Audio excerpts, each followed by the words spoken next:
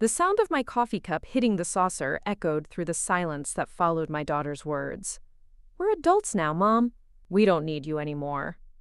Rebecca's voice was matter-of-fact, almost clinical, as if she were discussing the weather rather than dismantling 30 years of motherhood in a single sentence. My son Daniel nodded in agreement from across the table at our usual Sunday brunch spot, his expensive suit pristine as always. "What Rebecca means is that we've established our own lives. We have our careers, our own families. It's time for you to step back and let us be independent." I smiled calmly, reached into my purse and pulled out my phone. 3 taps later, I was staring at my will document, and with 4 more taps, I had deleted their names entirely. "Well then," I said, my voice steady as granite, "I suppose you won't be needing this inheritance either. Before we jump back in, tell us where you're tuning in from, and if this story touches you, make sure you're subscribed, because tomorrow, I've saved something extra special for you." The shocked expressions on my children's faces were almost worth the 28 years of single motherhood that had led to this moment. Rebecca's perfectly contoured face went pale beneath her makeup, and Daniel's confident smirk disappeared faster than ice cream on hot pavement. But I'm getting ahead of myself. Let me tell you how I ended up in this upscale café, calmly rewriting my will while my ungrateful children watched in horror. My name is Margaret Chen, and at 56, I thought I had figured out what unconditional love meant. I had been wrong about a lot of things, but that particular misconception was about to cost my children everything they thought they were entitled to. The journey to this moment started 3 decades ago when my husband David died in a car accident, leaving me with 2 toddlers and a mountain of debt that seemed impossible to climb. I was 26 years old, working as a receptionist at a small accounting firm, when the world collapsed around me. Rebecca was 4, Daniel was 2, and I had exactly $347 in our checking account when the funeral expenses were paid. The life insurance policy that David had promised to update after the children were born was still listing his mother as the beneficiary, and she made it crystal clear that she had no intention of sharing a single penny with the woman she blamed for her son's death. Those early years were a blur of double shifts, community college classes at night, and falling asleep over textbooks while the children slept. I worked my way up from receptionist to bookkeeper to junior accountant, taking every certification course I could afford, and some I couldn't. The children learned to be self-sufficient early, making their own breakfast while I studied for the CPA exam, doing homework at the kitchen table while I prepared tax returns for neighbors to earn extra money. I never remarried, despite several opportunities. There was Marcus, the kind pediatrician who treated the children when they had the flu. He asked me out repeatedly, but I was too focused on building our future to risk the stability we had barely achieved. There was James, the divorced father I met at Rebecca's school, who understood the challenges of single parenthood. We dated for 6 months before I realized that adding another person to our carefully balanced life would only complicate things for the children. Every decision I made was filtered through a single question: what was best for Rebecca and Daniel? When I finally got my CPA license and was offered a position at a prestigious firm downtown, I took it despite the longer commute, because the salary would mean better schools for the children. When I had the opportunity to buy a small duplex in an up-and-coming neighborhood, I stretched our budget to the breaking point, because I wanted them to have stability and a good address. The duplex turned out to be one of the smartest investments I ever made. I rented out the other half to help with the mortgage, and as the neighborhood gentrified over the years, the property value tripled. But the children never saw it as anything more than the place they grew up, taking for granted the sacrifices that made it possible. Rebecca was always the dramatic one, even as a child. She had dreams of becoming an actress, then a fashion designer, then a social media influencer, before finally settling on marketing for a luxury goods company. She was beautiful, confident, and had inherited her father's charm along with my stubborn determination. The problem was that she had also inherited a sense of entitlement that I had accidentally fostered by always putting her needs first. Daniel was quieter but equally ambitious. He excelled in school, particularly in mathematics and science, and I was so proud when he was accepted to an expensive private university with a partial scholarship. I took out loans to cover the rest, working overtime to pay for his living expenses while he focused on his studies. He graduated with honors and immediately landed a position at a tech startup that eventually went public, making him quite wealthy at the young age of 28. Both children had successful careers, beautiful homes, and lifestyles that far exceeded anything I had ever imagined for myself. Rebecca lived in a downtown loft that cost more per month than I had made in 6 months during those early years. Daniel owned a suburban mansion with a 3-car garage and a pool that he used maybe twice a year. They had both achieved the American dream, and I was incredibly proud of what they had accomplished. The problem was that somewhere along the way, they had forgotten who had made their success possible. The sacrifices I had made became invisible to them, as natural and unremarkable as breathing. The woman who had worked 70-hour weeks to pay for their college education became just mom, someone who existed in the background of their important lives, available when needed but otherwise irrelevant. The shift had been gradual, so subtle that I didn't notice it at first. Phone calls became shorter and less frequent.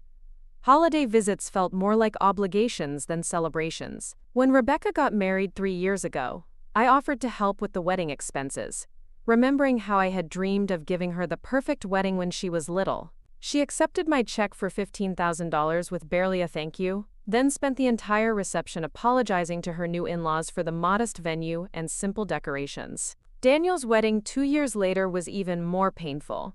He and his fiancée Jennifer planned an elaborate destination wedding in Tuscany, assuming that I couldn't afford to attend.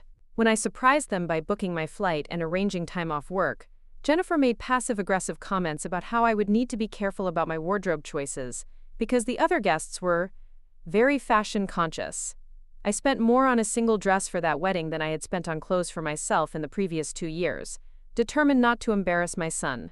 The breaking point came 6 months ago when Daniel and Jennifer announced they were expecting their first child. I was overjoyed at the prospect of becoming a grandmother and immediately offered to help with childcare, knowing how expensive daycare could be. Jennifer's response was a polite but firm explanation that they would be hiring a professional nanny because they needed someone qualified to care for their child. When I pressed gently, suggesting that I had successfully raised 2 children of my own, Rebecca jumped in to support her sister-in-law. "Mom, no offense, but childcare has changed a lot since we were kids. Jennifer and Daniel want someone with actual training and certifications." The implication was clear. My experience as their mother was worthless, outdated, insufficient for their precious offspring. That conversation replayed in my mind for weeks afterward. I began to notice other small slights. Comments that I had previously dismissed as thoughtless but now recognized as systematic dismissal of my value in their lives. When I mentioned, "Preparing and narrating this story took us a lot of time. So if you are enjoying it, subscribe to our channel. It means a lot to us. Now, back to the story." Feeling tired after a particularly busy tax season, Rebecca suggested I should consider slowing down and maybe think about retirement. When I expressed interest in traveling to Europe, something I had dreamed of for years but never been able to afford, Daniel questioned whether I should be spending money on frivolous things at my age. The irony was that they had no idea how much money I actually had. While they were building their careers and lifestyles, I had continued living modestly in my paid-off duplex, investing every spare dollar in a diversified portfolio that had grown steadily over the years. The accounting firm where I worked had been acquired by a larger corporation 5 years ago, and my shares in the company had been converted to a substantial payout that I had quietly reinvested. Between the real estate investments, the stock portfolio, and my retirement accounts, I was worth just over $4.7 million. Not bad for a single mother who had started with $347 and a mountain of debt. But my children saw only what they expected to see. A middle-aged woman living in the same modest duplex she had owned for 20 years, driving a sensible but unremarkable car, wearing clothes from department stores instead of designer boutiques. Their assumptions about my financial situation led to increasingly condescending conversations about my future. Rebecca suggested I might want to consider moving to a senior living community before I got too old to make the transition easily. Daniel recommended I meet with a financial planner to make sure I would have enough money to last through retirement. Both of them spoke to me like I was a child who couldn't be trusted to make important decisions about my own life. The final straw came 3 weeks ago when Daniel called to inform me that he and Rebecca had been discussing my situation and had decided it would be best if I gave them power of attorney over my financial affairs. "It's just a precaution, Mom," he explained in the same tone he might use to explain something to a confused elderly person. "We want to make sure you're protected from scams and bad decisions.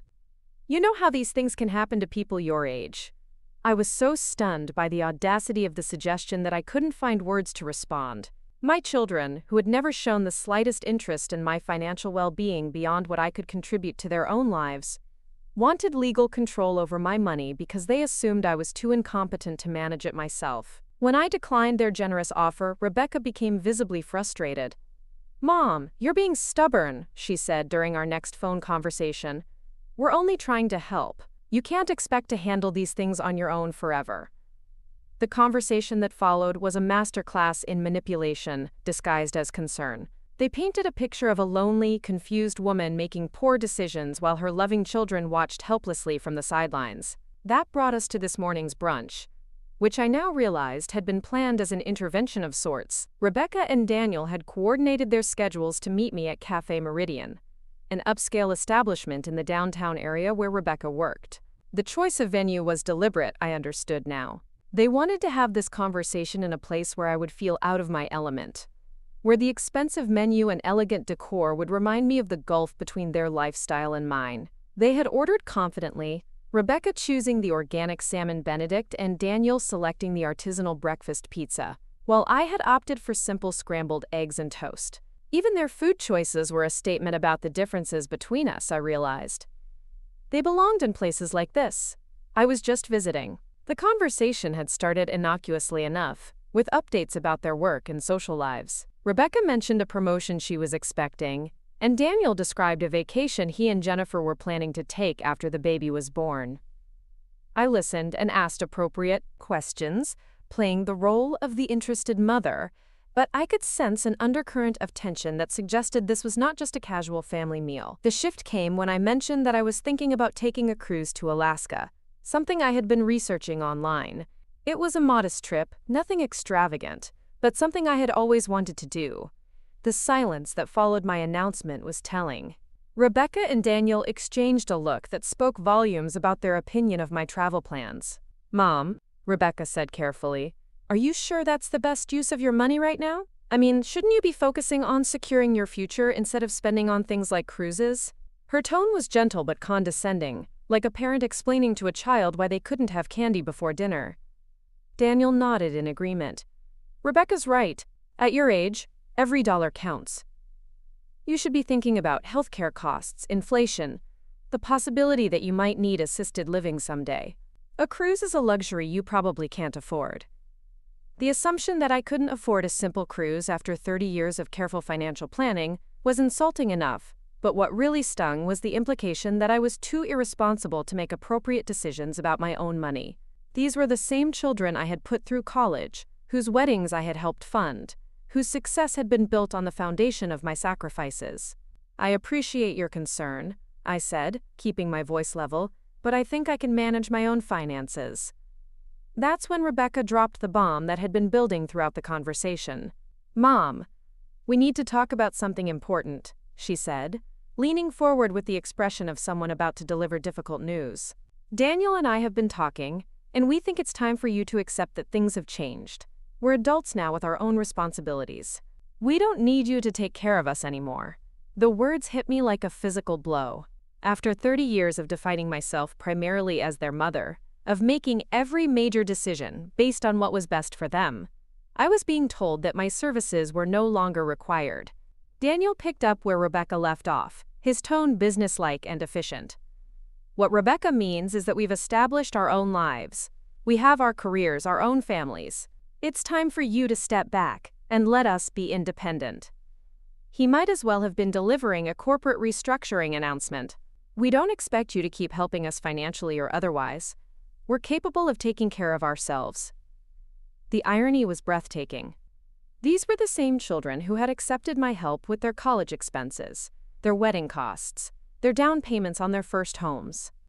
They had never once suggested that my assistance was unwanted or unnecessary when they were the ones benefiting from it. But now that they were established and successful, my continued presence in their lives had become an inconvenience rather than a blessing. "We think it would be best for everyone if you focused on your own life for a change," Rebecca continued, her voice taking on the tone of someone delivering a prepared speech. You've spent so many years taking care of everyone else. Maybe it's time to think about what you want for yourself.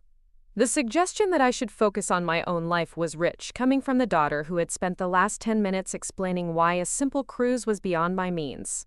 What they really meant was that I should focus on my own life, as long as it didn't interfere with theirs, didn't require their attention or involvement, and didn't challenge their assumptions about who I was supposed to be. You're saying you don't need me anymore, I said, my voice steady despite the turmoil in my chest. We're saying we're adults now, Mom, Daniel replied.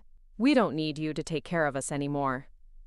That's when I reached for my phone and opened the banking app that connected to my investment account.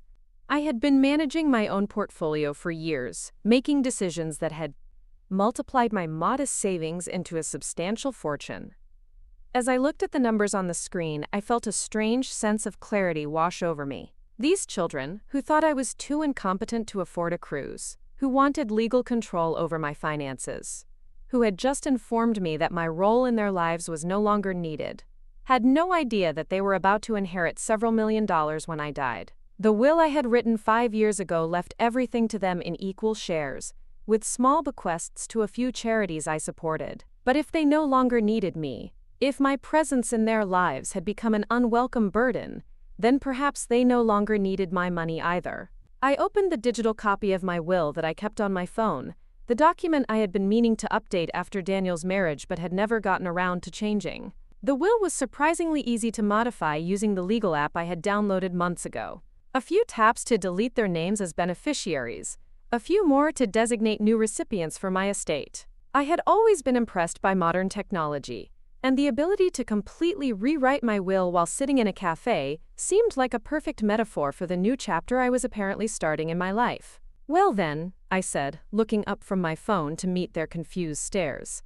I suppose you won't be needing this inheritance either. The transformation in their expressions was immediate and dramatic. Rebecca's face went from confident to confused to horrified in the span of about 3 seconds. Daniel's mouth actually fell open, giving him an expression I hadn't seen since he was 8 years old and had broken my favorite vase while playing baseball in the house. What inheritance? Rebecca asked, her voice suddenly small and uncertain. I turned my phone screen toward them, showing the portfolio balance that had been growing steadily for 30 years. $4.7 million, give or take a few thousand depending on the market's performance that day. The numbers seemed to glow on the screen, hypnotic in its significance. What is that? Daniel whispered, leaning forward to get a better look at the display. That, I said calmly, is what you won't be inheriting. I swiped to the will document, showing them the changes I had just made. Where their names had been listed as equal beneficiaries, there were now several charitable organizations dedicated to helping single mothers and their children. The silence that followed was deafening. Around us, the café continued its normal Sunday rhythm, with other families enjoying leisurely brunches and friends catching up over coffee. But at our table, the world had stopped spinning. Rebecca and Daniel stared at my phone screen like it was displaying information in a foreign language they couldn't understand. You have almost $5 million? Rebecca finally managed to say, her voice barely above a whisper. I do, I replied, putting my phone back in my purse with deliberate calm. Or rather, I did. But since you're adults who don't need me anymore, I thought it made sense to find people who might appreciate what I have to offer. Daniel was still processing the information, his engineer's mind trying to calculate how the woman he thought was living paycheck to paycheck had accumulated such wealth. How did you get this money? When did this happen? I've been building this portfolio for 30 years, I explained, enjoying their shock more than I probably should have. Every bonus, every tax refund, every dollar I could spare went into investments. While you were growing up, I was growing my net worth. While you were building your careers, I was building my retirement fund.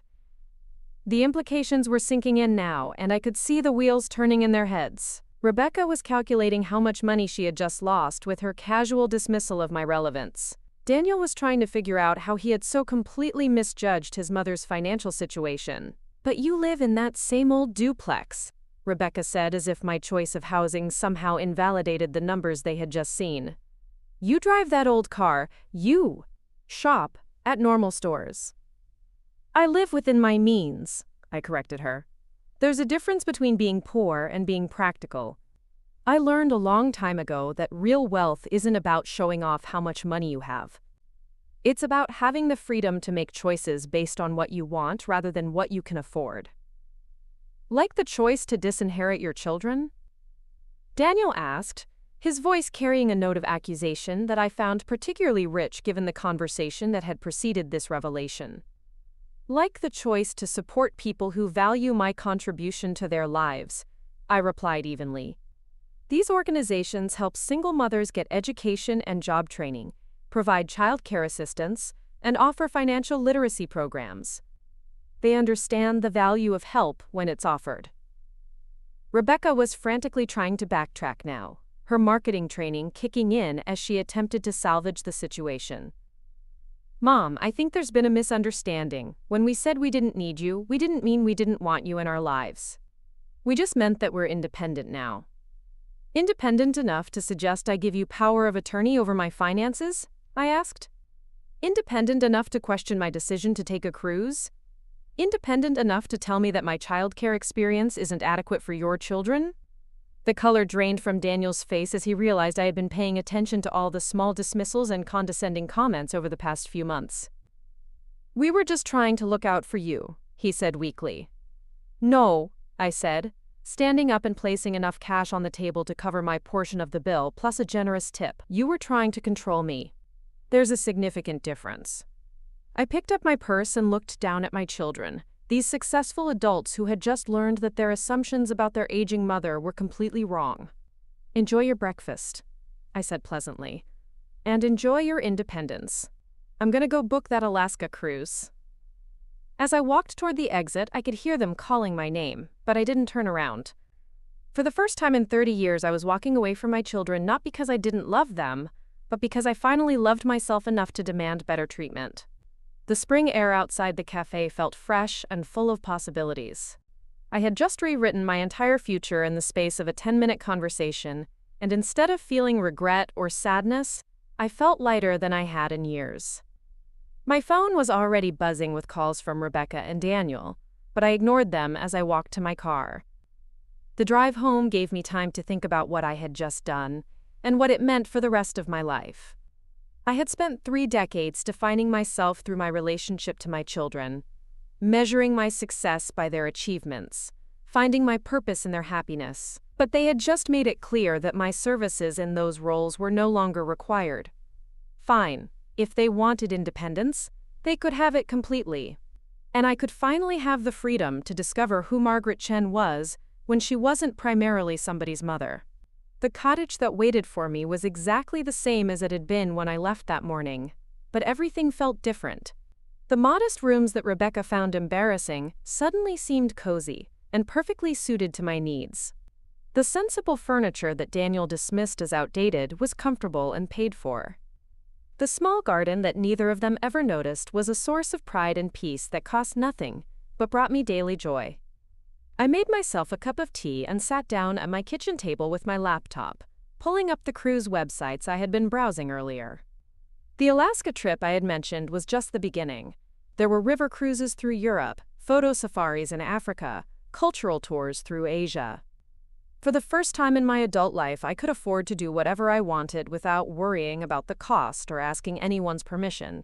But first, I had a will to finalize properly. The changes I had made on my phone were legally binding, but I wanted to visit my attorney and make sure everything was documented correctly. I also wanted to research the charities I had chosen as beneficiaries, to make sure my money would go to organizations that truly made a difference in the lives of single mothers and their children. My phone continued to ring throughout the afternoon. Rebecca called 6 times, and Daniel called 4 times. I let every call go to voicemail, not because I was angry, but because I needed time to process what had happened and decide how I wanted to move forward. This wasn't about punishment or revenge. This was about finally putting myself first after 30 years of putting everyone else ahead of my own needs and desires. The voicemails they left were predictable. Rebecca's messages started with confusion and escalated to panic as she realized I wasn't going to answer. Daniel's were more measured, but I could hear the underlying desperation as he tried to find the right words to undo what had been said. Both of them wanted to meet, to talk, to explain what they had really meant. But I had heard exactly what they meant. After years of small slights and casual dismissals, they had finally been honest about how they saw me, as an aging woman whose usefulness had expired, whose advice was outdated, whose presence was more burden than blessing. The money I had accumulated didn't change who I was, but it did change what I was willing to accept from people who were supposed to love me unconditionally. As the sun set over my small garden, I realized that this day had been a long time coming. The signs had been there for years, but I had been too invested in my role as their mother to see clearly. Now that the illusion was shattered, I could finally see the relationship for what it had become, a one-sided arrangement where I provided financial and emotional support while receiving criticism and condescension in return. Tomorrow I would start the process of reclaiming my life. I would book that Alaska cruise, and maybe the European river cruise after that. I would redecorate my cottage in colors that made me happy, instead of neutral tones that offended no one. I would join clubs and take classes, and meet people who were interested in who I was now, not what I could do for them. And maybe, eventually, Rebecca and Daniel would learn to see me as a whole person, instead of just their mother. Maybe they would develop enough respect for the woman who had raised them to rebuild our relationship on equal terms. Maybe they would understand that love without respect is just manipulation disguised as family obligation. Or maybe they wouldn't. Maybe they would continue to see me as an ungrateful mother who had chosen strangers over her own children. Maybe they would never understand that their inheritance was never an entitlement, but a gift that could be withdrawn when the recipients demonstrated that they didn't value the giver. Either way, I was finally free to find out who I was when I wasn't trying to earn love that should have been freely given. And that freedom, I was beginning to realize, was worth more than any inheritance I could have left them. The Alaska cruise brochure arrived in my mailbox 3 days after I had walked out of Café Meridian, its glossy images of glaciers and wildlife, serving as a tangible reminder that my new life was already beginning. I spread the colorful pages across my kitchen table, studying the itinerary with the same careful attention I had once devoted to my children's school schedules and extracurricular activities. The irony wasn't lost on me that I was finally planning something purely for my own enjoyment. My phone had been remarkably quiet since Tuesday morning. After the initial barrage of calls and increasingly frantic voicemails, Rebecca and Daniel had apparently decided to give me space to cool down, as if my decision to rewrite my will was merely an emotional reaction that would fade with time. They couldn't have been more wrong. Every day that passed without contact from them only reinforced my conviction that I had made the right choice. Wednesday brought an unexpected visitor. I was in my garden, transplanting the tomato seedlings I had started indoors, when I heard a car door slam in my driveway. Through the lattice fence that separated my small yard from the front of the house, I could see Jennifer's sleek silver sedan. My daughter-in-law emerged from the driver's seat wearing one of her impeccably tailored maternity dresses, her growing belly prominently displayed beneath the expensive fabric. I considered pretending I wasn't home, but Jennifer had already spotted me through the fence. "Margaret," she called out in her carefully modulated voice, the one she used when she wanted something but was trying to sound casual about it. "I hope you don't mind me stopping by. I was in the neighborhood and thought we could chat." Jennifer had never been in my neighborhood for any reason other than obligatory family visits, and she had certainly never initiated a casual chat with me. Her presence here could only mean one thing. Daniel had sent her to attempt damage control. I wiped the soil from my hands and walked to the front gate, curious to see what approach she would take. "What can I do for you, Jennifer?" I asked, not bothering to invite her inside. The message was clear. This was not a social visit, and I wasn't going to pretend otherwise. She smiled that practiced smile I had seen her use with difficult clients and unreasonable vendors. "I wanted to talk to you about what happened with Daniel and Rebecca on Sunday. I think there might have been some miscommunication." Miscommunication? As if the problem was that I had misunderstood their clear statement that they no longer needed me in their lives. "I don't think there was any miscommunication at all," I replied evenly. "They were quite clear about their feelings."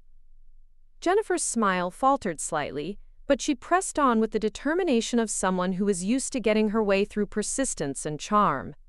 Daniel feels terrible about how things were said. He never meant to hurt your feelings. He's worried that you might have taken things the wrong way. The wrong way. Another phrase designed to make me question my own perception of reality. And what would be the right way to take being told that my presence in their lives is no longer needed? He didn't mean it like that, Jennifer said quickly. He meant that you don't need to worry about taking care of us anymore, that you can focus on yourself for a change. It was supposed to be liberating, not hurtful. I almost laughed at the absurdity of her explanation. Daniel had sent his pregnant wife to convince me that being dismissed by my own children was actually a gift. How thoughtful of him to liberate me from the burden of loving my children, I said with deliberate sweetness.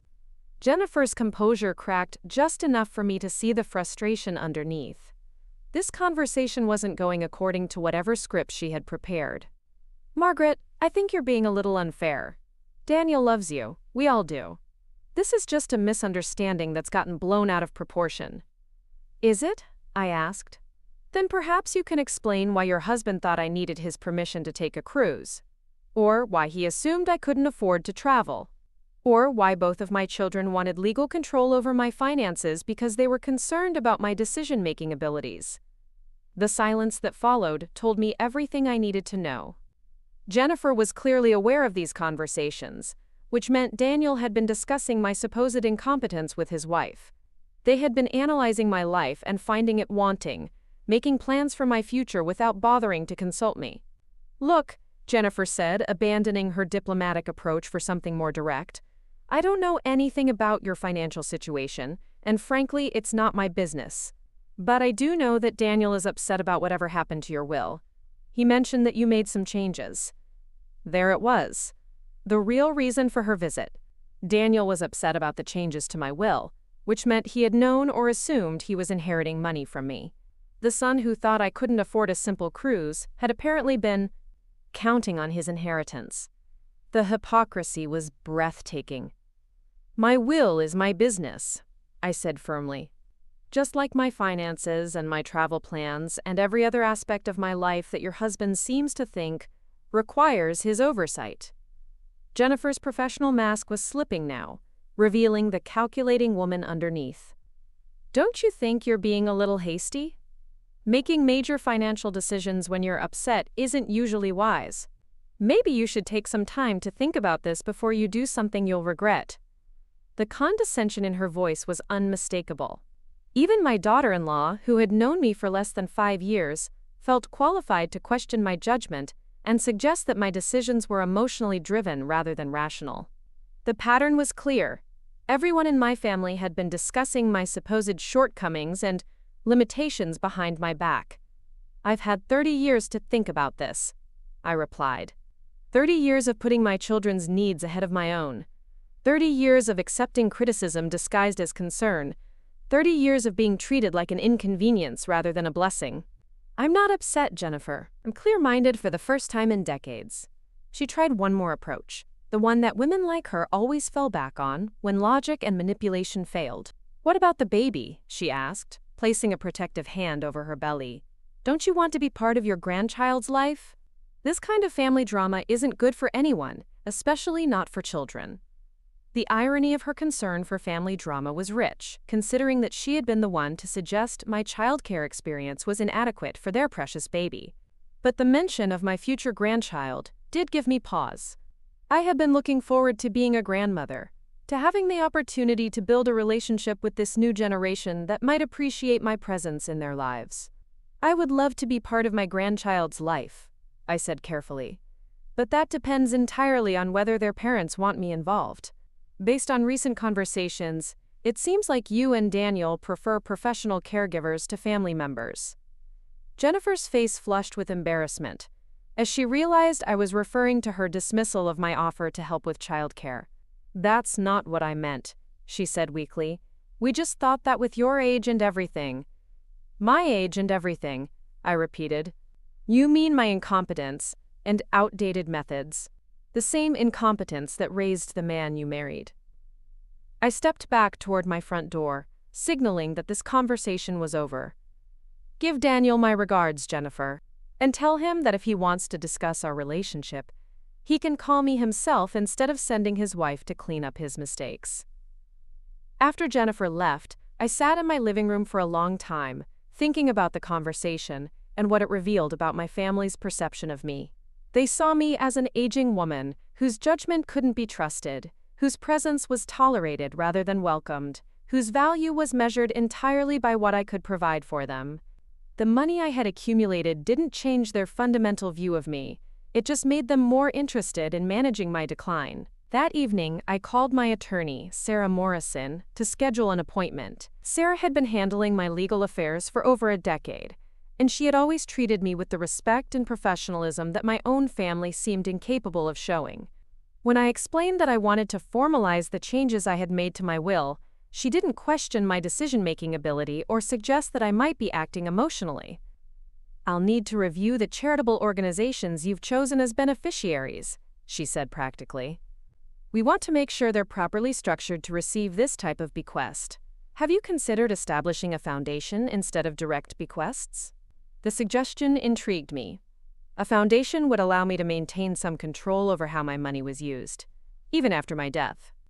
I could specify that the funds be used for educational scholarships, job, training programs, and childcare assistance for single mothers.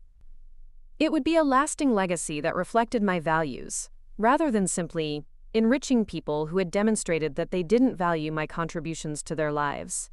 "I'd like to explore that option," I told Sarah. "I want to make sure the money goes to people who will appreciate it and use it wisely." "Of course," she replied. "Why don't you come in Friday afternoon, and we can discuss the details. I'll have my staff research foundation structures and tax implications in the meantime." After I hung up with Sarah, I felt a sense of purpose that I hadn't experienced in years. Instead of simply reacting to my children's dismissal, I was taking proactive steps to create something meaningful with my life's work. The money I had saved through decades of sacrifice would help other women avoid the struggles I had faced as a young single mother. Thursday brought another unexpected development. Rebecca appeared at my door around noon, looking uncharacteristically uncertain. My daughter had always been confident to the point of arrogance, but today she seemed almost nervous as she stood on my front porch. "Mom, can we talk?" she asked, her voice lacking its usual commanding tone. "I know you're angry, but I think we need to clear the air." I studied her face, looking for signs of genuine remorse or understanding. What I saw instead was calculation. Rebecca was here because she wanted something, not because she had experienced any real change of heart. But I was curious to hear what approach she would take, so I invited her inside. She settled onto my sofa with the careful grace she had learned in her expensive finishing school, the one I had scrimped and saved to send her to because she had insisted it was essential for her future success. Everything about her posture and expression was designed to convey sincerity, but I had watched her practice these techniques since she was a teenager, learning to manipulate her way out of trouble. "I've been thinking about our conversation on Sunday," she began, "and I realized that some of the things we said might have come across wrong. We never meant to hurt you or make you feel unwanted." Come across wrong. Another phrase designed to make me question my interpretation of clear statements. "How did you mean for them to come across?" I asked. Rebecca paused, clearly trying to find the right words to reframe their dismissal as something benevolent. "We meant that you don't have to feel responsible for us anymore, that you can finally live your own life without worrying about taking care of everyone else." "I see," I said neutrally. "And did it occur to either of you to ask whether I wanted to stop being involved in your lives? Or did you simply assume that motherhood was a burden I was eager to shed?" She shifted uncomfortably, realizing that her explanation wasn't having the desired effect. "Of course we want you involved. We just meant that you don't have to sacrifice your own happiness for ours anymore." The word sacrifice hung in the air between us, heavy with unspoken history. Rebecca was acknowledging, perhaps for the first time, that I had given up things for her benefit. But even this admission was couched in terms that suggested my sacrifices had been unnecessary, a product of my own poor judgment rather than acts of love. "What sacrifices do you think I've made?" I asked, genuinely curious to see how much of our history she actually understood. Rebecca looked surprised by the question, as if she had expected me to accept her explanation and move on to forgiveness. Well, you never remarried. You could have had companionship, someone to share your life with. I chose not to remarry, I corrected her, because I wanted to focus on raising you and Daniel properly. Every man I dated understood that you two came first. But that was your choice, she said quickly. We never asked you to stay single. The statement revealed so much about how she viewed our relationship. In Rebecca's mind, my choices had been mine alone, unconnected to her needs or Daniel's welfare. She couldn't see that a mother's decisions are always made in the context of what's best for her children, even when those children are too young to understand the implications. You're right, I agreed. It was my choice. Just like choosing to work overtime to pay for your private school was my choice. Just like taking out loans to cover your college expenses was my choice. Just like giving you $15,000 for your wedding was my choice. Each example hit its mark, and I could see Rebecca mentally calculating the financial impact of my choices on her life. She had never thought of these contributions as sacrifices, because they had always been presented as gifts, freely given without expectation of gratitude or acknowledgement. We're grateful for everything you've done, she said, but the gratitude sounded hollow and obligatory. We just don't want you to feel like you have to keep doing things for us. I don't feel like I have to do anything, I replied, but I would like to feel appreciated for what I have done. Instead, I feel dismissed and patronized. Rebecca's frustration was becoming more apparent, as her carefully planned approach failed to achieve the desired result. Mom, you're being dramatic. We appreciate you, we love you. But we're adults now with our own lives and responsibilities. We can't be dependent on you forever. Dependent. There was the word that revealed how she really saw our relationship. In Rebecca's mind, my involvement in their lives was a form of dependence rather than love, a weakness they needed to overcome rather than a bond to be cherished. When have you been dependent on me? I asked. When have I asked either of you for anything other than basic respect and inclusion? She opened her mouth to respond, then closed it again as she realized she couldn't think of a single example. I had never asked them for money, for help with household tasks, for emotional support during difficult times, or for assistance with any aspect of my life. The only thing I had wanted from them was to be treated like a valued member of their family rather than an embarrassing obligation. Look, Rebecca said, changing tactics once again. I heard you made some changes to your will. Don't you think that's a little extreme? Cutting out your own children because of one conversation? And there it was, the real reason for her visit, the same reason that had motivated Jennifer's diplomatic mission. They weren't concerned about my feelings or our relationship. They were concerned about their inheritance. The money they didn't think I had was suddenly very important to them now that they knew it existed. It wasn't one conversation, I said quietly.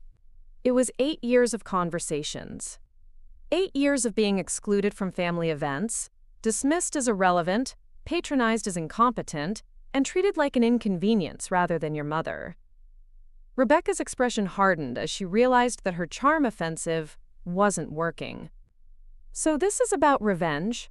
You're gonna punish us financially because your feelings got hurt?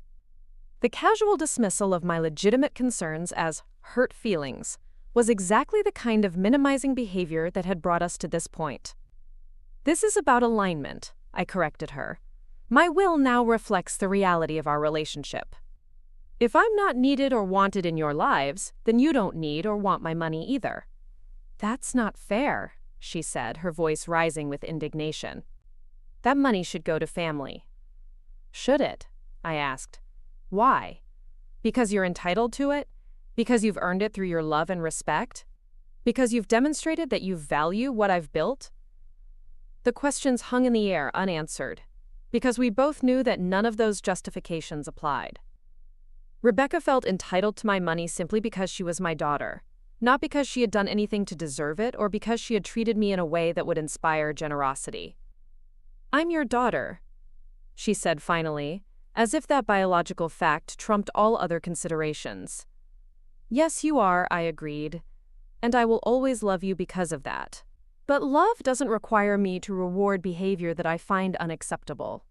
Love, in fact, sometimes requires the opposite. Rebecca stood up abruptly, her composure finally cracking completely. You're making a huge mistake, Mom. When you're old and alone and need help, don't expect us to come running. We have our own lives to worry about. The threat was meant to frighten me into reconsidering my position, but it only confirmed that I had made the right decision. My daughter was essentially telling me that her love and support were conditional on my financial generosity. If I didn't include her in my will, she would abandon me in my time of need. I understand, I said calmly. And that's exactly why the money is going to people who might actually appreciate it. After Rebecca left, I sat in my kitchen with a cup of tea and the Alaska cruise brochure, thinking about the conversations I had just endured.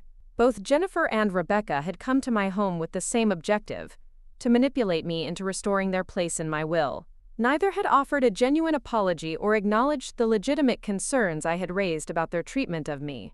Their approach revealed everything I needed to know about how they viewed our relationship. I wasn't a person with feelings and needs of my own. I was a resource to be managed and controlled. My money wasn't a gift to be appreciated. It was an entitlement to be claimed. My love wasn't a blessing to be cherished. It was a service to be taken for granted. The realization was painful, but it was also liberating. I no longer had to pretend that our relationship was something other than what it actually was. I no longer had to accept crumbs of affection disguised as love.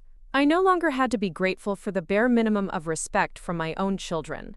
That evening, I called the cruise line and booked the Alaska trip for the following month. I chose the most expensive cabin available, with a private balcony and premium amenities. After 30 years of careful spending and modest indulgences, I was finally going to treat myself to something extravagant. Friday's appointment with Sarah Morrison was productive and energizing.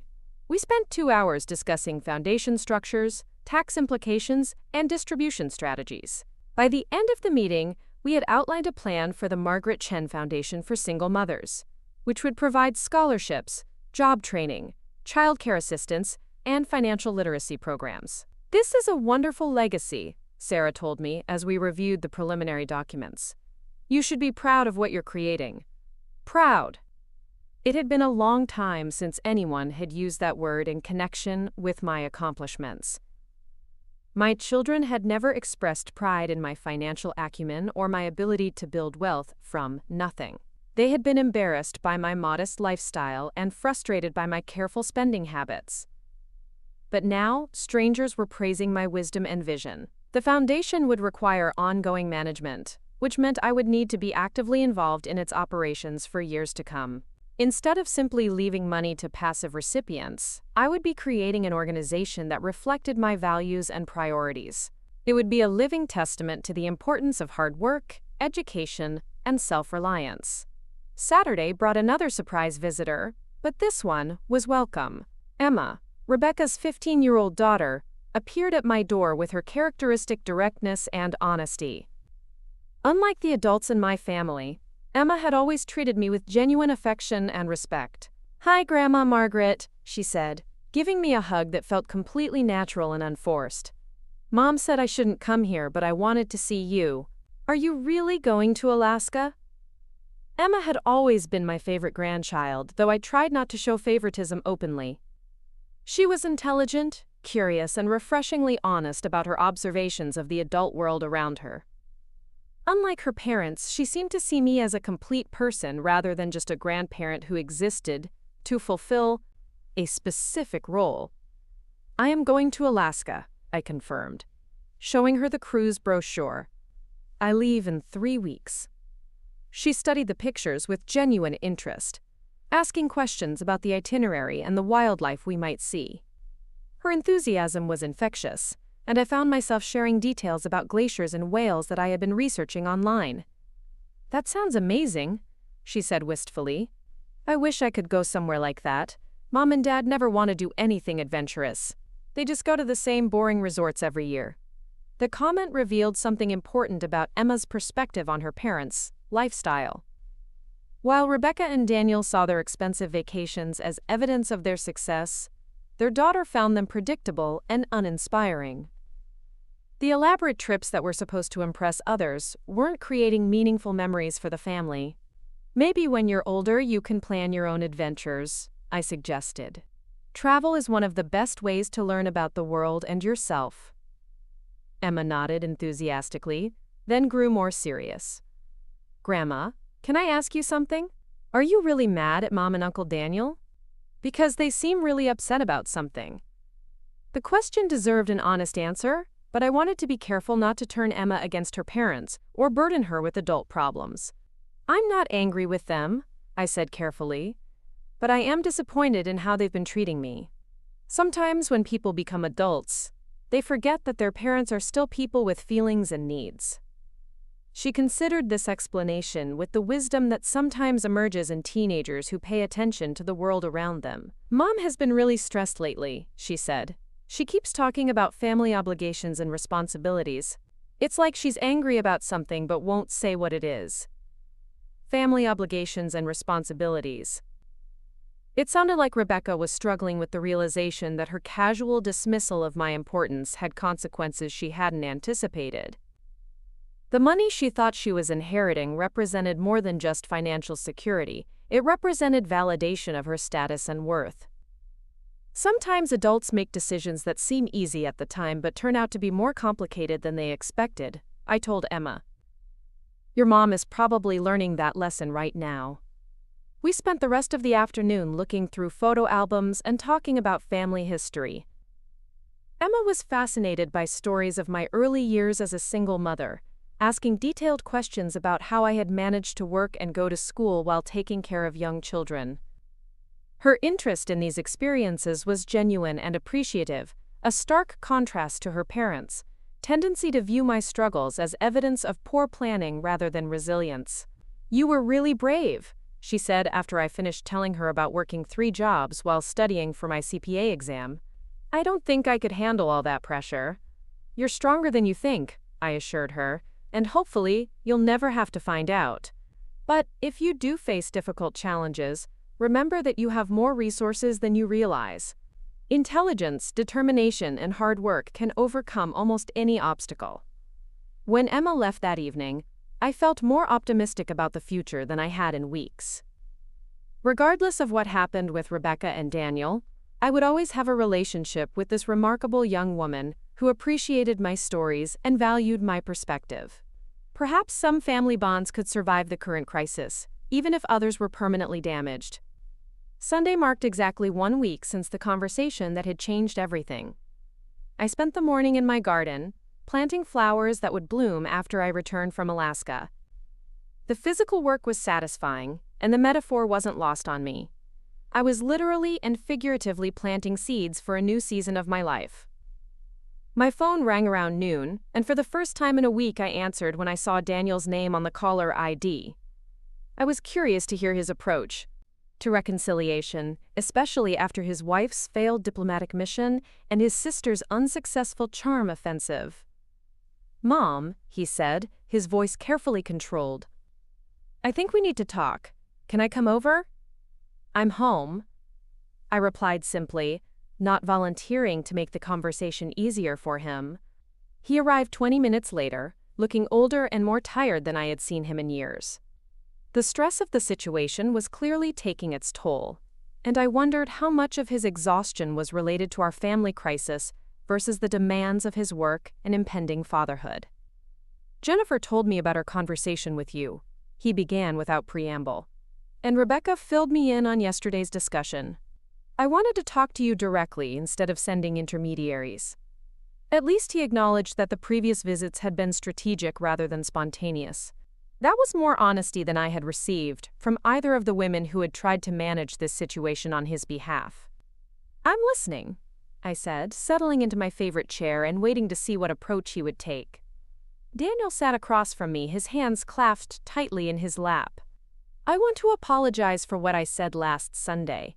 I didn't express myself well, and I can see how my words came across as dismissive or hurtful. It was a politician's apology, acknowledging the appearance of wrongdoing without admitting actual fault. He was sorry that I had misunderstood his intentions, not sorry for the intentions themselves. "What did you mean to express?" I asked, giving him an opportunity to clarify his position.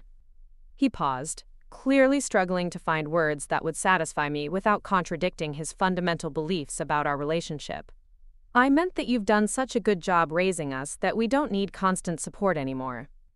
That you can finally focus on your own happiness instead of always worrying about us." The explanation was essentially the same one that Jennifer and Rebecca had offered, dressed up in slightly different language. He still believed that my involvement in their lives was motivated by obligation rather than love, that my concern for their welfare was a burden I would be eager to shed. "Daniel," I said gently, "do you remember when you broke your arm in Little League? You were 9 years old, and you were so scared about the surgery to reset the bone." He nodded, confusion evident in his expression as he tried to understand the relevance of this childhood memory. "I slept in the hospital chair for 3 nights because you didn't want to be alone," I continued. "I held your hand during the procedures and helped you with everything from eating to getting dressed until your cast came off. Did I do that because I felt obligated, or because I loved you?" "Because you loved me," he said quietly. "That feeling doesn't disappear when you become an adult," I explained. "I don't take care of you because I have to anymore. I want to be involved in your life because I love you, and I'm proud of what you've accomplished. But love requires mutual respect, and respect means valuing someone's contributions rather than dismissing them." The silence that followed was heavy with unspoken understanding. Daniel was beginning to grasp the fundamental disconnect between his perception of our relationship and mine. He saw my continued involvement as unnecessary dependence. I saw it as natural evolution of parental love. "I do respect you," he said finally, but his voice lacked conviction. "Do you?" I asked. "Because suggesting that I need your permission to travel doesn't feel like respect. Questioning my financial decisions doesn't feel like respect. Wanting legal control over my affairs doesn't feel like respect." Each example landed like a physical blow, and I could see Daniel realizing how his behavior had been perceived. From his perspective, he had been showing concern for his aging mother's welfare. From mine, he had been treating me like an incompetent child who couldn't be trusted to manage her own life. "I was worried about you," he said weakly. "You're living alone, and you're getting older. I wanted to make sure you were protected." "Protected from what? From making my own choices? From living my own life? From having opinions that differ from yours?" I leaned forward, wanting him to really hear what I was saying. "Daniel, I've been taking care of myself for 30 years. I've built a successful career, accumulated substantial wealth, and raised 2 children who are now successful adults. What exactly makes you think I'm suddenly incapable of managing my own affairs?" The question hung in the air unanswered because we both knew the truth. His lack of confidence in my abilities wasn't based on any evidence of decline or incompetence. It was based on stereotypes about aging women and assumptions about my limitations that had no foundation in reality. "The money thing surprised us," he admitted finally. "We had no idea you were so financially successful. It changes how we think about your situation." There it was. The honest acknowledgement that their treatment of me had been based on their assumptions about my financial status. Poor Margaret needed their protection and guidance. Wealthy Margaret deserved their respect and attention. The revelation of my net worth hadn't changed who I was, but it had changed how they saw me. "Does it change how you think about me as a person?" I asked. "Because the woman you're talking to now is exactly the same woman who was sitting in that cafe last Sunday. I have the same intelligence, the same judgment, the same capacity for making sound decisions. The only thing that's different is your knowledge of my bank account." Daniel's face flushed with embarrassment as he realized the implications of what he had admitted. "That's not what I meant," he said quickly, but we both knew it was exactly what he meant. "I think it is what you meant," I said calmly, "and I think it reveals something important about how you and Rebecca have been viewing me for years. You've been seeing me as a poor, aging woman who needed your protection, rather than as a competent adult who deserved your respect." The conversation continued for another hour, with Daniel making various attempts to justify his behavior and minimize the impact of his words. But the fundamental issue remained unchanged. He couldn't understand why I found his treatment unacceptable, and I couldn't accept being treated like an incompetent burden by my own son. When he left that evening, I felt a profound sadness that had nothing to do with money or wills or inheritance. I was mourning the loss of the relationship I thought we had, the love I thought was unconditional, the respect I thought I had earned through 30 years of devoted motherhood. But I was also experiencing something else, a growing sense of excitement about the life I was creating for myself. The Alaska cruise was just the beginning. I had decades of adventures ahead of me, relationships to build with people who valued my company, and meaningful work to do through the foundation I was establishing. For the first time in my adult life, I was free to be Margaret Chen, not just somebody's mother or somebody's caregiver or somebody's problem to be managed. And that freedom, I was discovering, was worth every penny I wouldn't be leaving to my children. The morning of my departure for Alaska dawned crisp and clear, with the kind of autumn sunshine that made everything look sharp and full of possibility. I stood at my bedroom window watching the neighborhood wake up and felt a peace I hadn't experienced in years. My suitcases were packed with clothes I had actually enjoyed choosing, my passport was tucked safely in my purse, and my phone was deliberately turned off. Today belonged entirely to me. The taxi arrived precisely at 9, driven by a cheerful man named Roberto, who helped me load my luggage with genuine care. As we pulled away from my duplex, I didn't look back. That chapter of my life was closing, and I was eager to see what the next one would bring. The foundation paperwork was complete, my affairs were in order, and I had 3 months of adventure ahead of me. Because somewhere between booking the Alaska cruise and finalizing the foundation documents, I had decided that one trip wasn't nearly enough. After Alaska, I would spend 6 weeks in New Zealand, followed by a month-long cultural tour of Japan. For the first time in my adult life, I had both the money and the freedom to do exactly what I wanted when I wanted to do it. The Seattle departure terminal was bustling with excited travelers, most of them couples or families, preparing for what many described as a once-in-a-lifetime experience. I checked in at the solo traveler counter, collected my cabin key, and boarded the ship with the confidence of someone who had finally learned to enjoy her own company. My stateroom was everything the brochure had promised and more. The private balcony offered stunning views of Puget Sound, and the carefully appointed interior felt like a luxury hotel suite. I unpacked slowly, savoring each moment of the ritual, hanging up the new clothes I had bought specifically for this adventure. The first evening aboard was magical in ways I hadn't anticipated. The dining room was elegant without being intimidating, and my assigned table included 3 other solo travelers who quickly became fast friends. There was Patricia, a retired teacher from Oregon who had always wanted to see glaciers, Michael, a widower from Colorado who was taking his first vacation in 5 years, and Sandra, a recently divorced woman from California who was celebrating her newfound independence. We talked for hours that first night, sharing stories of the paths that had led us to this moment. I found myself opening up about my children's dismissal and my decision to change my will, topics I hadn't expected to discuss with strangers. But these weren't really strangers anymore. They were fellow travelers who understood the courage it took to claim your own life, after decades of living for others. "Good for you," Patricia said when I finished explaining how I had ended up on the cruise. "I spent 40 years putting everyone else's needs first. My husband, my children, my students, my aging parents. When I finally retired, I realized I had no idea what I actually wanted for myself." Michael nodded in understanding. "After my wife died, my kids kept trying to manage my grief timeline. They wanted me to sell the house, move closer to them, start dating again, all according to their schedule. Finally, I told them I needed to figure out my own next chapter." Sandra raised her wine glass in a toast. "To figuring out our own next chapters," she said with a grin. "And to having the resources to write them however we want." The week that followed was a revelation. I discovered that I loved whale watching from the ship's deck, that I could handle the hiking excursions better than people half my age, and that I had a talent for photography that I had never explored. Each day brought new experiences and new confidence in my ability to navigate the world independently. More importantly, I found myself forming genuine friendships with people who appreciated my company for its own sake. Patricia and I spent hours on deck chairs, talking about books and travel plans and life philosophy. Michael taught me to play bridge, and Sandra and I signed up for a cooking class together. These people knew nothing about my net worth or my family situation. They simply enjoyed spending time with Margaret Chen, the interesting woman who had stories to tell and opinions worth hearing.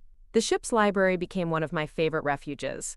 It was quiet and comfortable, with floor-to-ceiling windows that offered spectacular views of the coastline. I spent several afternoons there, reading about the history of the regions we were visiting and writing in the journal I had started keeping. On the fourth day, I wrote an entry that surprised me with its clarity. I realize now that I've been living my entire adult life as a supporting character in other people's stories. I was David's wife, then Rebecca and Daniel's mother, then their children's grandmother, but I was never just Margaret, a woman with her own dreams and ambitions and right to happiness. This trip isn't just a vacation, it's my debut as the protagonist of my own life. The phone calls started on day 5. My cell phone had been turned off since I boarded, but I had given the ship's contact information to Sarah Morrison in case of emergencies. The purser delivered a message that my daughter had called the cruise line's emergency number, claiming there was a family crisis that required my immediate contact. I knew there was no real emergency. Rebecca was simply panicking as she realized that I was serious about the changes I had made to my life. The message said she needed to reach me urgently about important family matters, but I suspected the only urgent matter was her growing anxiety about the inheritance she was losing. I called the ship's communications center and left a message for Rebecca through the cruise line's relay service.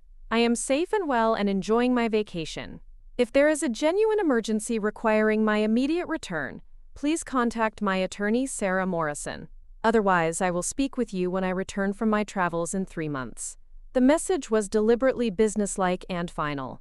I wasn't going to allow family drama to intrude on this experience, and I wanted to make it clear that my travel plans were not negotiable. The glaciers of Glacier Bay were more spectacular than any photograph could capture. Standing on the deck as chunks of ice the size of buildings calved off into the ocean, I felt connected to something larger and more enduring than family squabbles or inheritance disputes. The natural world operated according to its own timeline, indifferent to human attempts to control or manipulate outcomes. I thought about my children as I watched the ancient ice formations, wondering if they would ever understand that love couldn't be bought or sold, controlled or manipulated. The money they wanted so desperately was just numbers in an account. The relationship they were losing was irreplaceable. On our last night aboard the ship, Patricia, Michael, Sandra, and I exchanged contact information and made plans to meet again. Patricia was planning a trip to Egypt in the spring and invited me to join her. Michael mentioned a photography workshop in Ireland that he thought I would enjoy. Sandra was considering a river cruise through Eastern Europe and wanted travel companions. For the first time in years, I had a social calendar that revolved around my own interests, rather than family obligations. These friendships were based on mutual respect and shared enthusiasms, not biological connections or historical dependencies. They saw me as an interesting, capable woman worth knowing, not as a resource to be managed or a problem to be solved. The flight from Seattle to San Francisco, where I would catch my connection to Auckland, gave me time to reflect on the week that had just passed. I had proven to myself that I could travel independently, make new friends, and enjoy experiences that had nothing to do with my role as a mother or grandmother. The woman who had been afraid to take a simple cruise had navigated airports, excursions, and social situations with confidence and grace. New Zealand exceeded every expectation I had harbored. The landscapes were breathtaking, the people were welcoming, and the pace of life allowed for the kind of deep appreciation that rushed tourism never permits. I rented a car and drove through both islands, staying in small bed and breakfasts where the owners treated guests like family friends rather than anonymous customers. In Queenstown, I met an adventure tour guide named Helen, who was about my age and had started her outdoor business after her own children had grown and moved away. She had been married to a man who expected her to be satisfied with domestic life, but after their divorce, she had discovered a passion for mountain climbing and wilderness photography. The best part about starting over in your 50s, Helen told me as we hiked through Milford Sound, is that you finally know who you are. You're not trying to please everyone else or live up to other people's expectations. You can just be yourself. Her words resonated deeply with me. I was indeed discovering who Margaret Chen was when she wasn't trying to earn love through service or prove her worth through sacrifice. I was funnier than I had realized, more adventurous than I had ever allowed myself to be, and far more interesting than my family had given me credit for. The weeks in New Zealand passed quickly, filled with hiking, sightseeing, and conversations with fellow travelers from around the world. I sent postcards to Emma and to Sarah Morrison, but I didn't attempt to contact Rebecca or Daniel. They had made it clear that my presence in their lives was unnecessary. I was simply taking them at their word. Japan was a completely different experience, one that challenged me in ways I hadn't anticipated. The language barrier was significant, but I discovered that genuine kindness translates across all cultural boundaries. Elderly Japanese women took me under their wing in markets and temples, showing me how to bow properly and which foods to try. Young people helped me navigate the subway system and find my way to museums and gardens. The cultural tour I had booked was led by a professor named Dr. Yamamoto, who spoke eloquent English and had spent years studying American attitudes toward aging and family relationships. During one of our group discussions, he made an observation that stopped me in my tracks.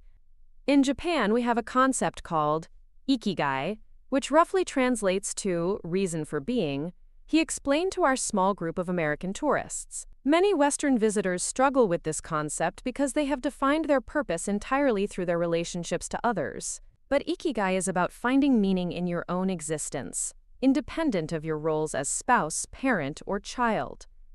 That evening, I sat in my hotel room in Kyoto, looking out at a perfectly maintained garden, and tried to articulate my own ikigai. For 30 years, my reason for being had been to ensure my children's success and happiness. But what was my purpose now that they had declared independence from my care and concern? The answer came to me gradually over the following days as I visited temples and participated in tea ceremonies and learned about Japanese art.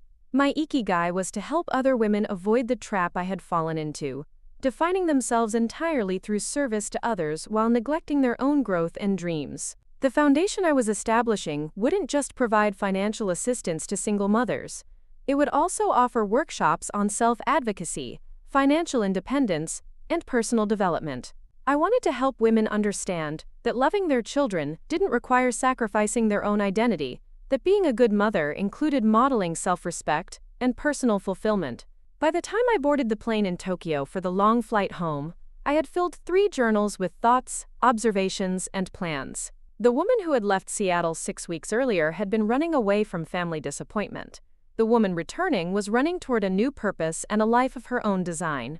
The transformation was so complete that I almost didn't recognize myself in the airport bathroom mirror. I looked tanned and relaxed, confident in a way that went deeper than surface appearance. Travel had been transformative, but more importantly, the time away from family expectations had allowed me to rediscover my own strength and worth. I had deliberately not told anyone my exact return date, wanting to ease back into my regular life without the pressure of immediate family confrontations. But as my taxi pulled into my driveway on a crisp December afternoon, I saw Rebecca's car parked on the street and Daniel's SUV in my neighbor's driveway. They had been watching for my return, probably taking shifts to make sure they didn't miss me. The thought of being surveilled in my own neighborhood was both irritating and somehow validating. If they were going to such lengths to catch me, then my absence had clearly had the impact I intended. I paid the taxi driver and retrieved my luggage, taking my time and enjoying the feeling of being home after months of living out of suitcases. Rebecca appeared from her car almost immediately, looking thinner and more stressed than I had ever seen her. Daniel emerged from his vehicle a moment later, his face showing the strain of whatever the past 3 months had brought. "Mom," Rebecca said, approaching cautiously as if I might flee at any moment. "We need to talk." "Hello, Rebecca."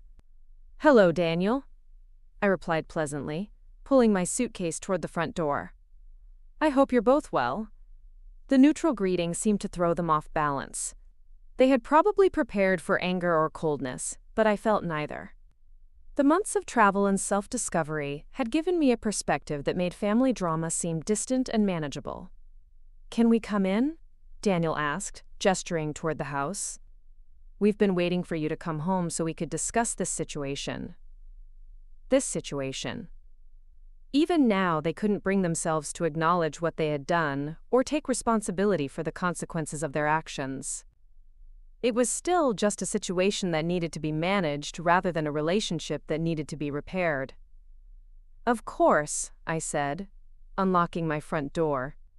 "Though I should mention that I'm quite tired from traveling and won't be able to visit for long." The statement established boundaries from the moment we entered the house. This would be a conversation on my terms, according to my schedule, with my comfort and well-being taking priority. After years of accommodating their needs and preferences, I was finally putting myself first. My living room looked exactly as I had left it, but somehow smaller and more modest than I remembered. The months of staying in hotels and guest houses around the world had recalibrated my sense of space and luxury. This was still home, but it was no longer the full extent of my world. Rebecca and Daniel sat on my sofa like supplicants in a throne room, clearly uncomfortable and uncertain how to begin. I settled into my favorite chair and waited for them to speak first. The silence stretched until Rebecca finally broke it with typical directness. "Mom, we made a mistake," she said, her voice lacking its usual confidence.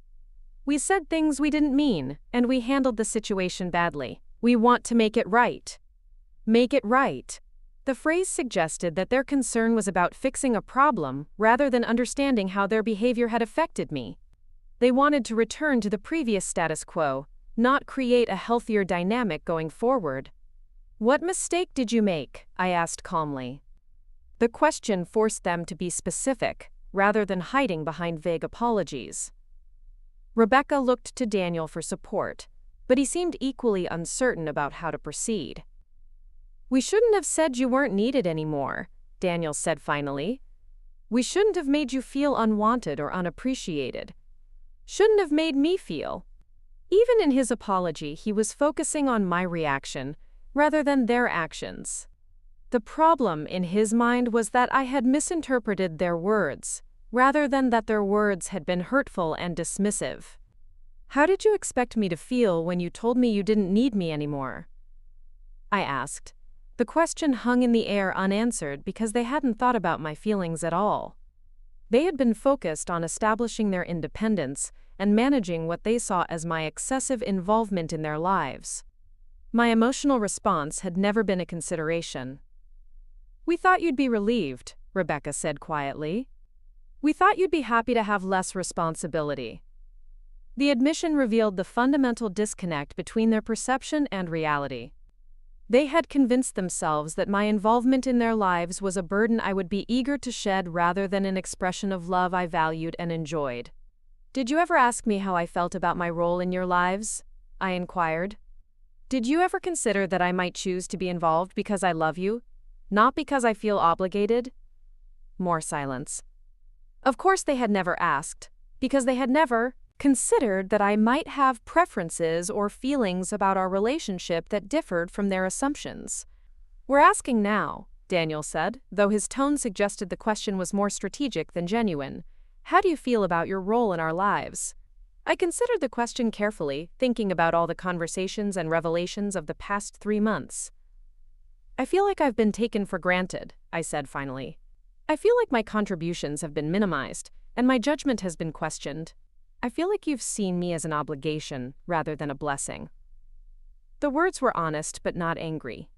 I had moved beyond anger during my travels, reaching a place of clarity that allowed me to speak truth without emotional charge. "That's not how we see you," Rebecca protested, but her words lacked conviction. "Isn't it?" I asked. "Because questioning my ability to take a cruise suggests you think I have poor judgment. Wanting legal control over my finances suggests you think I'm incompetent.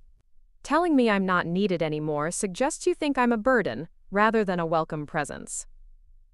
Each point landed with visible impact, and I could see them realizing how their individual actions had created a cumulative picture of disrespect and dismissal. "We were worried about you," Daniel said, falling back on the excuse he had used months earlier. "Were you worried about me, or were you worried about how my behavior might reflect on you?" I asked. "Because there's a significant difference between concern for my welfare and concern for your image." The distinction was one they had never considered, but I could see them processing the implications. Their worry hadn't been about my safety or happiness. It had been about maintaining control over how I lived my life, and how that life affected their comfort and convenience. "What do you want from us?" Rebecca asked, abandoning the pretense of apology and moving directly to negotiation. "What would it take to fix this?" The question revealed that she still didn't understand the fundamental issue.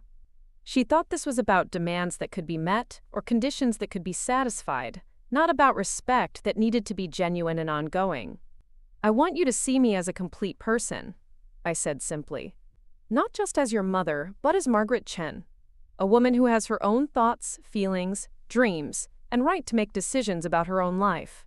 "We do see you that way," Daniel insisted, but his protest sounded hollow even to him. "Do you?" I challenged. "Because when I mentioned wanting to travel, you questioned whether I could afford it. When I made financial decisions, you suggested I needed professional guidance. When I offered to help with childcare, you implied that my experience was inadequate." The examples created a pattern they could no longer deny or rationalize away. Their treatment of me had been consistently patronizing and dismissive, regardless of their stated intentions. "We can change," Rebecca said desperately. "We can treat you better. We can include you more. We can respect your decisions." Can and will are very different words, and I noticed she had chosen the one that implied possibility rather than commitment. After months of reflection and growth, I was no longer willing to accept vague promises of improvement. "I appreciate that," I said, "but I'm no longer interested in earning respect from my own children. Either you value who I am and what I bring to your lives, or you don't. Either way, I'm going to continue living my life according to my own values and priorities." The statement was a declaration of independence that left no room for negotiation or compromise. I was no longer willing to modify my behavior to accommodate their comfort or convenience. "What about your will?" Daniel asked, finally addressing the issue that had probably motivated this entire conversation. "Are you going to change it back?" The directness of the question was almost refreshing after months of diplomatic dancing around the topic. At least now we were discussing their real concern openly. "My will reflects my current relationships and priorities," I said calmly. "If those relationships and priorities change, then perhaps the will might change as well." It wasn't a promise or a threat, just a statement of fact. They were welcome to work toward rebuilding our relationship, but that work would need to be genuine and sustained, not just a temporary effort to restore their inheritance. "That's not fair," Rebecca said, her composure finally cracking. "You're holding our inheritance hostage to force us to behave the way you want." The accusation revealed how she truly saw the situation. In her mind, the money was already hers, and I was using it as leverage to manipulate her behavior. She couldn't understand that the money was mine to dispose of as I saw fit, based on my own values and judgments. "The money was never yours," I said gently. "It was always mine to give or not give, based on my assessment of who would value and appreciate it. You've demonstrated that you don't value my judgment or appreciate my contributions to your lives. Why would I reward that behavior?" The questions silenced them both because they couldn't argue with the logic, without admitting that they felt entitled to money they hadn't earned from a woman they didn't respect. "You're our mother," Daniel said finally, falling back on the biological argument that had failed him months earlier. "Yes, I am," I agreed. "And I will always love you because of that. But being your mother doesn't obligate me to accept poor treatment or reward behavior that I find unacceptable." The conversation continued for another hour, with Rebecca and Daniel making various attempts to negotiate, apologize, and promise improvement. But the fundamental dynamic remained unchanged. They wanted to restore their inheritance without genuinely examining or changing their attitudes toward me. When they finally left that evening, I felt neither satisfaction nor sadness. The months of travel and reflection had given me a perspective that made their desperation seem both understandable and irrelevant. They were focused on recovering what they thought they had lost, while I was focused on building what I had gained. The foundation was thriving under Sarah Morrison's management, and the first scholarships would be awarded in the spring.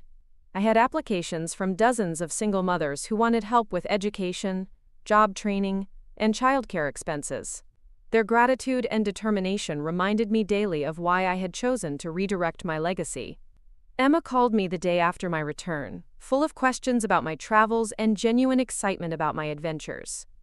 She was the one family member who had never made me feel like a burden or an obligation, and our relationship remained as strong as ever. "Grandma Margaret," she said during one of our phone conversations, "I'm really proud of what you did. Standing up for yourself and doing what you wanted instead of what everyone expected. I hope I'm as brave as you when I'm older." Her words meant more to me than any inheritance could have meant to her parents. Emma saw my choices as brave rather than selfish, inspiring rather than disappointing. She understood what Rebecca and Daniel couldn't, that self-respect and personal fulfillment aren't luxuries to be postponed indefinitely, but necessities that make all other relationships healthier and more authentic. Spring brought new developments in both my personal life and my foundation work. Patricia and I took the Egypt trip we had planned, and Michael joined us for the final week. Sandra started dating someone new and invited me to be her maid of honor when she got engaged 6 months later. My travel friends had become my chosen family, people who appreciated my company for its own sake. The Foundation's first scholarship recipients were remarkable women, whose stories reminded me of my own younger self. There was Maria, a mother of 3 who was studying nursing while working nights at a convenience store. There was Lisa, a divorced woman learning computer programming to support her teenage daughters. There was Jennifer, a young mother, who had escaped an abusive relationship and was rebuilding her life from nothing. Each of these women understood the value of help when it was offered, and each expressed gratitude that went far beyond polite acknowledgement. They saw the scholarships not as entitlements but as opportunities, and they used them to build better lives for themselves and their children. Rebecca and Daniel made sporadic attempts to reconnect throughout the year, but their efforts felt calculated rather than genuine. They remembered my birthday and sent flowers. They invited me to holiday meals where they were conspicuously polite and attentive. Daniel and Jennifer named me as the baby's emergency contact, presumably hoping to demonstrate that they valued my involvement. But underlying these gestures was the same fundamental lack of respect that had created our rift in the first place. They were performing the role of loving children, rather than genuinely examining their attitudes or behavior. They wanted to restore the benefits of our relationship without accepting the responsibilities that should accompany it. The second year after my cruise brought even more dramatic changes. I sold my duplex and bought a small house in a retirement community that offered a perfect balance of independence and social connection. My neighbors were active, interesting people who had also chosen to prioritize their own happiness in their later years. I started teaching financial literacy workshops for single mothers through the foundation, sharing the knowledge I had accumulated over decades of careful investing and planning. These women hung on every word, asked thoughtful questions, and implemented my suggestions with the kind of determination that comes from understanding how much financial independence can change your life. The work was more fulfilling than anything I had ever done, including motherhood. These women chose to learn from me, chose to value my expertise, chose to see me as a mentor worth respecting. The relationship was reciprocal in ways that my family relationships had never been. Emma graduated from high school that spring and was accepted to several excellent colleges. When she asked if I would contribute to her education expenses, I was happy to help, not through my will but through a direct gift that allowed me to see the immediate impact of my generosity. "Thank you, Grandma Margaret," she said when I handed her the check. "I know things have been weird with Mom and Uncle Daniel, but I want you to know that I've always appreciated everything you've done for our family." Her maturity and gratitude stood in stark contrast to her parents' sense of entitlement and their inability to acknowledge my contributions. At 18, Emma understood concepts of respect and appreciation that her mother and uncle had never grasped. The third year brought news that Daniel and Jennifer were expecting their second child. They extended a tentative invitation for me to be involved in the new baby's life, but their approach was still conditional and controlling. They wanted me to follow their rules, accept their limitations, and be grateful for whatever access they chose to grant. I declined their conditional offer and instead focused on the relationships that brought me joy and fulfillment. My travel friends and I were planning a group trip to South America. My foundation work was expanding to include financial literacy programs in high schools. My own life was fuller and more satisfying than it had ever been. Rebecca's marriage ended in divorce that fall, and she reached out to me with what seemed like genuine vulnerability for the first time in years. Her husband had left her for a younger woman, and she was facing the same challenges I had confronted 30 years earlier: single motherhood, financial uncertainty, and the need to rebuild her life from scratch. "Mom," she said during a tearful phone call, "I think I'm finally beginning to understand what you went through when Dad died. I don't know how you managed to hold everything together." For a moment, I thought we might finally bridge the gap that had separated us for so long, but when I offered concrete help, suggesting that she might benefit from the Foundation's job training programs and financial literacy workshops, she bristled at the implication that she needed assistance from charity cases. Even in her moment of greatest need, Rebecca couldn't accept help that came without strings attached, or acknowledge that she might have something to learn from women whose circumstances resembled her own. Her pride and sense of superiority remained intact, even as her world crumbled around her. I sent her a check to help with immediate expenses, but I didn't try to force a reconciliation or pretend that one difficult conversation had healed years of mutual disappointment. Change requires sustained effort and genuine humility, qualities that Rebecca had not yet developed. By the fourth year, I had established a routine that revolved around my own interests and priorities. I traveled several months each year, worked with the Foundation, maintained my house and garden, and enjoyed the company of friends who shared my values and interests. It was a life I had designed for myself, rather than one that had been imposed by others. Expectations. Emma graduated from college with honors and immediately began working for a nonprofit organization that provided services to low-income families. She had chosen a career path that reflected genuine concern for others' welfare, and she approached her work with the kind of passion and dedication that I recognized from my own younger years. "I want to make a difference," she told me during one of our regular phone conversations. "I want to help people the way your foundation helps people. I want to use my education and privilege to lift others up rather than just advancing my own interests."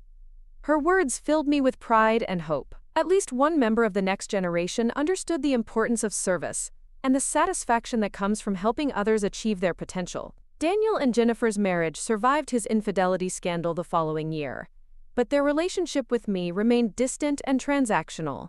They sent obligatory cards on holidays and invited me to major family events, but there was no genuine warmth or connection in our interactions. Rebecca eventually remarried, this time to a man who appreciated her intelligence and ambition. Her new husband seemed kind and supportive, and I hoped that a healthier relationship might help her develop the empathy and humility she had always lacked. But even this positive change didn't fundamentally alter how she saw our relationship. She wanted to reconcile, but only on her terms. Only if I agreed to pretend that the past didn't matter and that her behavior hadn't caused lasting damage. The 5th anniversary of my Alaska cruise arrived with little fanfare. I marked the occasion by booking another trip, this time to Antarctica, the one continent I hadn't yet visited. The symbolism wasn't lost on me. I was still exploring new territories, still discovering new aspects of myself, still refusing to be limited by others, expectations, or assumptions. The Foundation had grown into a significant organization that provided assistance to hundreds of single mothers each year. We had expanded our services to include childcare support, job placement assistance, and small business loans. The women we helped often became advocates and volunteers themselves, creating a community of mutual support that extended far beyond financial assistance. Sarah Morrison had become one of my closest friends, and she often marveled at the transformation she had witnessed in my life. "When you first came to me about changing your will," she said during one of our monthly lunches, "I thought you were making an emotional decision that you might later regret. But watching you build this foundation and create this new life for yourself, I realize it was the most rational thing you could have done." Her observation reminded me of how far I had come from the woman who had sat in that café 5 years earlier, stunned by her children's casual dismissal of her value. That woman had been seeking validation and appreciation from people who were incapable of providing it. The woman I had become no longer needed their approval to know her own worth. Rebecca and Daniel made one final attempt at reconciliation during the Foundation's 5th anniversary celebration. They attended the gala dinner where I was being honored for my charitable work, and they approached me afterward with what seemed like genuine admiration for what I had accomplished. "Mom," Daniel said, his voice carrying a note of respect I hadn't heard in years, "what you've built here is incredible. I had no idea you were capable of something this significant." The compliment was revealing in its backhanded nature. He was impressed by my accomplishments but surprised that I was capable of them. Even in praise, he was diminishing me by suggesting that my success was unexpected rather than the natural result of abilities and talents they had never bothered to recognize. "Thank you," I replied graciously, accepting the compliment while ignoring its implied limitations. Rebecca was more direct in her approach. "I've been thinking a lot about our relationship over the past few years," she said. "I think I finally understand what you were trying to tell us about respect and appreciation. I'd like to try again if you're willing." The offer was tempting, but I had learned to look beyond words to actions, beyond intentions to results. "I'm always willing to build positive relationships with people who genuinely value what I bring to their lives," I said carefully. "But that kind of relationship requires sustained effort and consistent respect, not just good intentions." The qualifier was important because it established expectations without making promises. I was open to reconciliation, but only if they were willing to do the ongoing work required to earn and maintain my trust. The conversation that followed was different from all our previous discussions. Rebecca and Daniel seemed to finally understand that their inheritance wasn't an entitlement but a privilege that could be earned through genuine relationship. They asked thoughtful questions about my foundation work and listened to my answers without trying to manage or redirect the conversation. For the first time in years, I felt like they were seeing me as a complete person, rather than just their mother. It was a promising start, but I knew that real change would require time and consistency. Over the following months, both Rebecca and Daniel made genuine efforts to rebuild our relationship. They called regularly without agenda, included me in family activities without conditions, and asked for my advice while respecting my right to decline involvement. Rebecca volunteered at the foundation, using her marketing skills to help promote our programs and attract new donors. Daniel used his technical expertise to improve our website and database systems. Both of them began to understand the scope and impact of the work I was doing. Emma graduated from law school and immediately began working for a firm that specialized in family law and custody issues. Her chosen specialty allowed her to help other women navigate the legal challenges that often accompany single motherhood and relationship dissolution. "I want to be the kind of lawyer who actually helps people instead of just making money," she told me. "I want to follow your example of using whatever skills and resources I have to make other people's lives better." Her career choice and her motivation filled me with immense pride. Emma had grown into the kind of woman I had always hoped my own daughter might become: thoughtful, compassionate, and committed to service, rather than just personal advancement. As the 7th year after my life-changing cruise approached, I found myself reflecting on the journey that had brought me to this point. The woman who had once defined herself entirely through her relationships to others had discovered that she was interesting, capable, and valuable in her own right. The foundation I had established was thriving, the friendships I had built were deep and genuine, and the life I had created was fulfilling in ways I had never imagined possible. I had proven to myself that it was never too late to start over, never too late to claim your own happiness, never too late to demand the respect you deserve. Rebecca and Daniel had gradually earned their way back into my life through consistent effort and genuine respect. They still made mistakes sometimes, still occasionally fell back into old patterns of thinking about me as their aging mother rather than as Margaret Chen, accomplished woman. But they caught themselves more quickly now, and they were learning to see me as a complete person with my own thoughts, feelings, and right to make decisions about my own life. The will I had rewritten in anger 7 years earlier remained unchanged, but for different reasons now. The foundation was doing important work that I wanted to continue long after my death. The women it helped understood the value of assistance and used it to build better lives for themselves and their children. But I had also established smaller trust funds for Rebecca, Daniel, and Emma, enough to provide security without creating dependence. These bequests would be revealed only after my death, a final gift that acknowledged our family bonds, while honoring the principles I had fought to establish. Emma would receive the largest individual bequest, along with a personal letter explaining how proud I was of the woman she had become and the choices she had made. Rebecca and Daniel would receive smaller amounts, with letters expressing my love for them while also documenting the lessons I hoped they had learned from our years of estrangement and reconciliation. The primary lesson, the one I hoped they would carry forward and pass on to their own children, was simple but profound. Love without respect is manipulation, and respect cannot be demanded or bought, only earned through consistent behavior over time. Standing in my garden on a crisp morning 7 years later, I watched the sunrise paint the sky in shades of gold and pink. The flowers I had planted were blooming magnificently, their colors vibrant against the rich soil I had carefully tended. Like those flowers, I had flourished once given the proper conditions: respect, appreciation, and the freedom to grow according to my own nature. My phone buzzed with a text from Patricia about our upcoming trip to Morocco, and I smiled as I headed inside to make coffee and plan another adventure. Some gardens bloom late, but they bloom beautifully. Up next, you've got 2 more standout stories right on your screen. If this one hit the mark, you won't want to pass these up. Just click and check them out.